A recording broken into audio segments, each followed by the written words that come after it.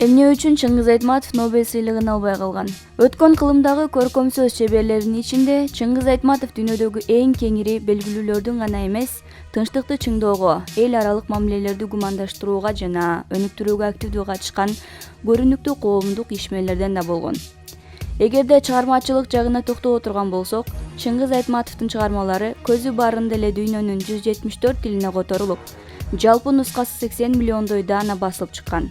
Фантастикалык, детективдик чыгармаларды жазган авторлор үчүн мындай нускалар көнүмдүк нерселерден болгону менен чоң адабиятка сейрек кездешүүчү көрүнүштөрдөн. Ал 1960-2000 жылдарда гуманитардык чөйрөлөрдө өткөрүлгөн эл аралык иш-чараларга активдүү катышып жүрдү. 1986 жылы өзү Сколь форумун уюштурду. Адабиятка, кино жана театр искусстволоруна чоң кошкон салымы үчүн мурдагы Союзда гана эмес, дүйнөдөгү көптөгөн эл аралык сыйлыктарга ээ болду. Ар кандай академияларга мүчө болуп шайланды. Бир гана өкүнүчтүү жагы дүйнөдөгү эң абройлуу болгон Нобель сыйлыгын албай өтүп кетти. Анын себеби эмнеде? Же Чыңгыз Айтматов ага толук татыктуу эмес беле? Биздин оюбузча, бир эле Лайнус Палингдей 2 жолу татыктуу болчу. Бири адабиятты өнүктүрүүгө кошкон салымы үчүн берилсе, экинчиси тынчтык үчүн күрөшкөндүгүнө ыйгарылса деле туура болмок. Анткени 20-кылымдын 80-жылдардагы кайра куруунун, жаңыча саясий ой жүгүртүүнүн парадигмаларынын коомдук аң сезимге бекемдөө Айтматовдой салым кошконду рас. Ал эми өткөн кылымдын экинчи жарымындагы прогрессивдүү эң чоң окуя кайра куруу, дүйнөнүн саясий картасынын кескин өзгөрүүсү болгондугу шексиз. Бирок эмне үчүн мурдагы Союздагы бир катар адабий институттар, кийинчерээк түрк тилдүү өлкөлөрдүн президенттеринин, абройлуу уюмдардын бардыгы көрсөтүшкөндөрүнө карабастан ага Нобель сыйлыгы ыйгарылган жок? Биздин оюбузча, көркөм адабиятка, тынчтыкты чыңдоо ишине эч кандай тиешелери жок бир катар объективдүү жана субъективдүү себептерден улам жердешибизге Нобель сыйлыгы ыйгарылбай калды. Андай өксүктөр бул сыйлыктын тарыхында мурда деле болуп келген. Алсак, убагында Нобель Лев Толстойго да ыйгарылбай калган. Аны Толстойго кабыл алат беле, албайт беле, ал өзүнчө бир маселе. Бирок ага андан кийин орус адабиятында дагы Максим Горький, Михаил Булгаков, Анна Ахматова, Андрей Платонов сыяктуу дүйнөлүк маанидеги көркөм сөз чеберлерине да берилген эмес. Ошол эле мезгилде аталгандардан сүрөткер катарында дараметтери кыйла төмөн тургандарга ыйгарылган. Эмне үчүн? Көпчүлүк адамдар сыйлыктын адабият боюнча номинациясы көркөм сөз өнөрдөгү чоң жетишкендиги үчүн гана ыйгарылат. Калган саясий, идеологиялык жагдайлар эске алынбайт деп ойлошот. Чындыгында андай эмес. Альфред Нобель өзүнүн керезинде сыйлыктын номинацияларын санап келип, 4-чү идеалисттик багыттагы өзгөчө көрүнүктүү адабий чыгарманы жаратканга берилүүсү керек деп, сыйлыкты ыйгарууда биринчи кезекте саясий, идеологиялык мотивди эске алуу керектигин ачык көрсөткөн. Демек, Нобель сыйлыгын алуу үчүн улуу романдарды жана повесттерди жаратуу гана аздык кылат.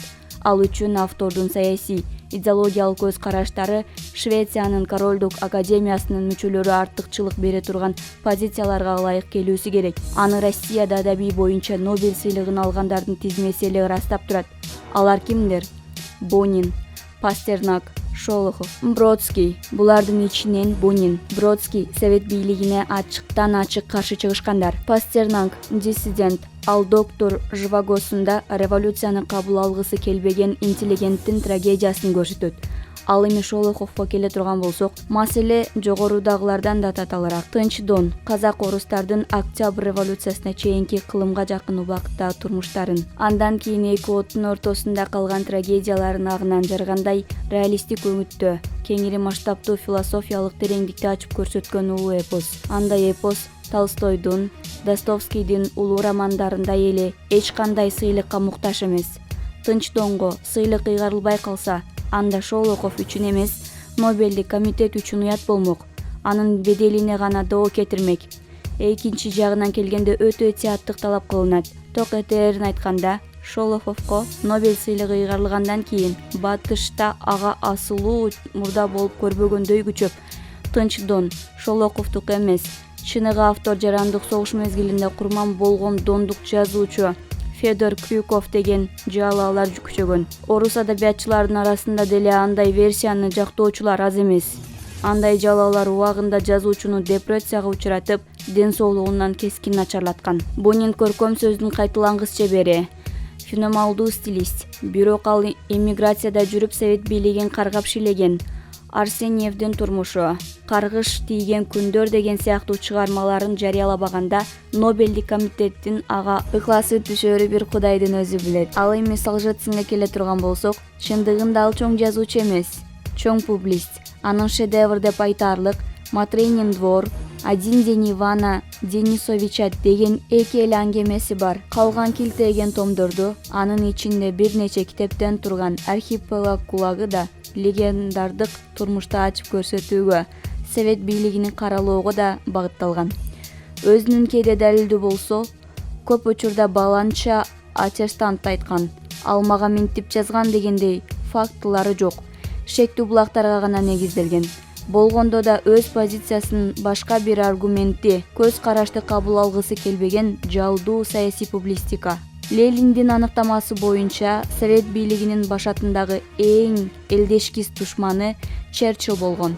Бирок ал деле өзүнүн дүйнөлүк экинчи согуштун тарыхына арналган 6 томдук эмгегинде Сталин өз катарында аны кээде жаш баладай кагып силксе, кээде ачыктан ачык мазактаганы, Улуу Британиянын кызыкчылыктары үчүн ал анын бардык жоруктарына чыдагандыгы, ал өмүр бою большевизмдин элдешкис душманы бойдон калгандыгы жөнүндө көп наалысы да бар.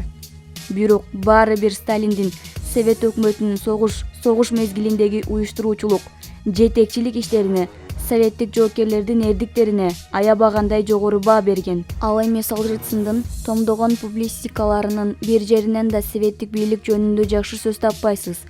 Ал Россияга кайрылып келген алгачкы жылдардын биринде «Менден совет бийлиги жөнүндө эч качан жакшы пикир күтпөгүлө» деп ачык эле айткан. Ал мурдагы жалдуу антисоветчил болсо, кийин андан да агрессивдүү улутчулга айланды. Анда чыныгы чоң сүрөткерлерге мүнөздүү калыстык, объективдүүлүк болгон эмес. Экинчиден, Солженицин өзүнүн «Бодался Теленокс дубом» деген 770 беттен турган мемуарынын жадабай жазган. Нобелдик сыйлыкты батыштагылар менен ачыктан ачык соодалашып жүрүп алган. Ал 1966-1970 жылдарында батыштык журналисттерге берген интервьюларында, алар аркылуу жиберген каттарында «Нобелдик сыйлыкты мага тезирээк бергиле.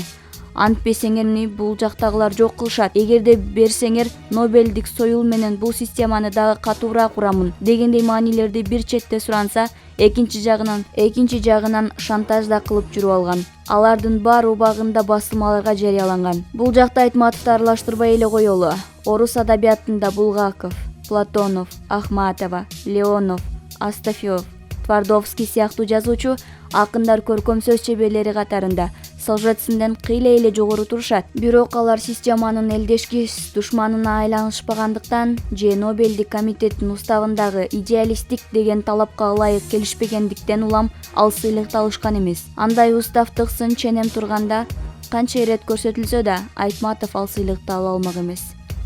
Улуу жазуучубуз советтик түзүлүштүн терс жактарын өз чыгармаларында түздөн түз жана каймана түрдө сындаган менен анын элдешкис душманына же татаал оппонентине айланган эмес.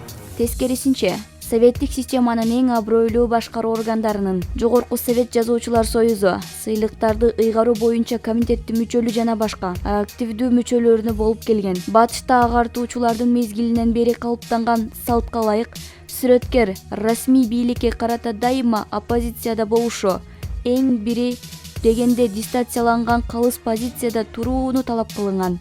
Маселен, Хемингуэй, Фолкнер, Гессе сыяктуу сүрөткер лауреаттардын бийликтегилер менен тикенедей да мамилелери болгон эмес. Бийликтегилер менен сүрөткерлердин ымаланышып ысык болуп кетүүсү дайыма аларда шек туудурат. Талант ээсинин коомчулуктун алдындагы аброй беделине терс таасир тийгизбей койбойт. Ал эми улуу жазуучубуздун башкаруу органдары, коомдук уюмдар аркылуу мурдагы союздун ички турмушуна активдүү аралашып, айрым учурларда Компартиянын тигил же бул чөйрөдөгү саясатынын апологенти да болуп келгендигин жакшы билебиз. Нобелдик комитеттегилер анын талапкерлигин кароодо сөзсүз бул жагдайда көңүл бурбай коюшкан эмес. Дагы бир өксүдүк эмнеде Нобелдик комитеттин статуарына же бизче айтканда уставына ылайык талапкерлерди Швециянын академиясынын мүчөлөрү жана жождордун адабияттын жана тилдеги тарыхы боюнча профессорлору, адабият боюнча уюмдардын жетекчилери гана көрсөтө алышат. Калган институттардын талапкерлери көрсөтүү укуктары жок. Айрым маалымат булактарына ылайык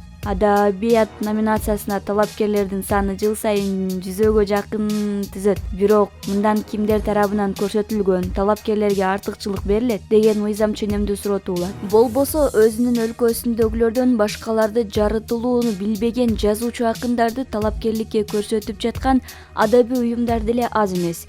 Биз билген мурдагы союзга кирген өлкөлөрдөн эле жыл сайын 5-6дан кем эмес жазуучу акындын талапкерлиги көрсөтүлөт. Бирок дайыма эле алардын бардыгы аутсайдерлерден болушат. Биздин Кыргызстанда деле түрк улутундагы өзүн өзү Нобелдик талапкер деп жарыялап алган бир окумал бар. Талапкерлерди иргеп, ылгап, кийинки талкууларга киргизүүгө сын ченемдер эмнеден турат? Комитеттин бардык процедуралары аябагандай жашыруун шарттарда жүргүзүлөт. Бирок маалымдоо каражаттары аркылуу таркап кеткен айрым маалыматтарга ылайык шведдик академик жана мурда Нобелдик сыйлыкка ээ болгон адабиятчылар тарабынан сунушталган талапкерлер өзгөчө дыкаттыкка каралат.